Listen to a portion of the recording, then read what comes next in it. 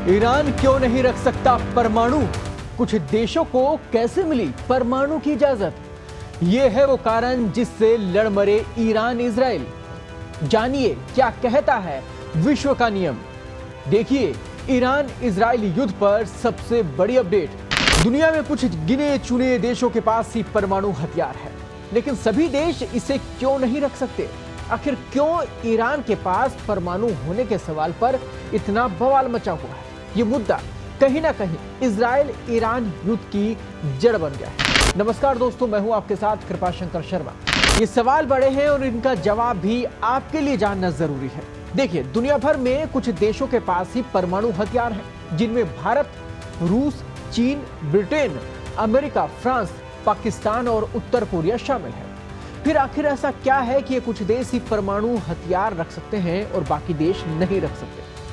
दोस्तों, इसका जवाब है 1968 में हुई परमाणु अप्रसार संधि, जिसे एनपीटी भी कहा जाता है। जी हाँ, इसमें यह कहा गया है कि कोई भी देश असैन्य परमाणु कार्यक्रम चला सकता है, लेकिन जितने देशों के पास परमाणु हथियार हैं, उनके अलावा किसी भी देश को ये नहीं मिलना चाहिए। एनपीटी सभी पर कानूनी रूप से बाध्यकारी है और ईरान सहित अधिकांश देशों ने इस संधि पर हस्ताक्षर किए भी हैं। इस संधि पर इजराइल, भारत, पाकिस्तान और दक्षिण सूडान ने हस्ताक्षर नहीं किए। उत्तर कोरिया भी इस संधि से बाहर जा चुका है। इस संधि के शुरुआती दौर में भारत और पाकिस्तान को परमाणु हथियार संपन्न राष्ट्रों के रूप में मान्यता नहीं दी गई थी, लेकिन अगर वे इस संधि में शामिल होते हैं तो उन्हें अपने हथियार खत्म करने होंगे। दक्षिण सूडान नया देश है, लेकिन यहाँ कोई भी परमाणु कार्यक्रम नहीं चल रहा। इजराइल ने संधि पर हस्ताक्षर नहीं किया है क्योंकि वे अपने दुश्मनों के खिलाफ परमाणु अस्पष्टता की नीति अपनाता है।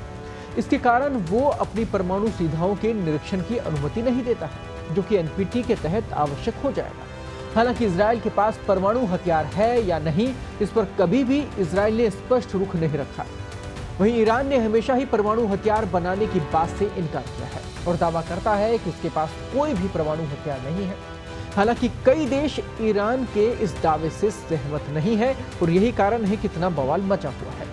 साल 2002 में यह जानकारी सामने आई थी कि वे गुप्त रूप से परमाणु कार्यक्रम चला रहे थे, जिसके एनपीटी के तहत अनुमति नहीं दी गई थी। इसके कारण सालों तक संकट बना रहा और मौजूदा घटनाओं के पीछे भी ये एक बड़ा कारण है। ईरान, अरब देश और अन्य देश लंबे समय से ये मांग कर रहे हैं कि इजराइल पर निरस्तीकरण के लिए दबाव डाला जाए और परमाणु कार्यक्रम के बारे में पारदर्शी होने का प्रयास भी किया जाए, क्योंकि वे इजराइल को क्षेत्रीय तनाव और खतरा मानते हैं। वहीं ईरान इजराइल युद्ध के ताज़ा हालातों की बात करें, ताज़ा अपडेट की बात करें, तो ईरान में लगभग 640 लोग अभी तक मारे जा चुके हैं, जिनमें से लगभग 300 नागरिक शामिल हैं इसमें और 1300 से ज़्यादा नागरिक घायल हो चुके हैं। वहीं जवाबी कार्रवाई में ईरान ने करीब 400 मिसाइलें, सैकड़ों ड्रोन डाले हैं, जिससे इजराइल में भी करीब 30 के लोग मारे जा चुके हैं और सैकड़ों लोग घायल हो चुके हैं। उम्मीद करते हैं कि ये युद्ध जल्द से जल्द रुके और बेगुनाह नागरिकों की मौतों पर अंकुश लग सके। ताज़ा अपडेट्स और बड़ी खबरों के लिए बने रहें पत्रिका के साथ। मैं हूं आपके साथ कृपाशंकर शर्मा।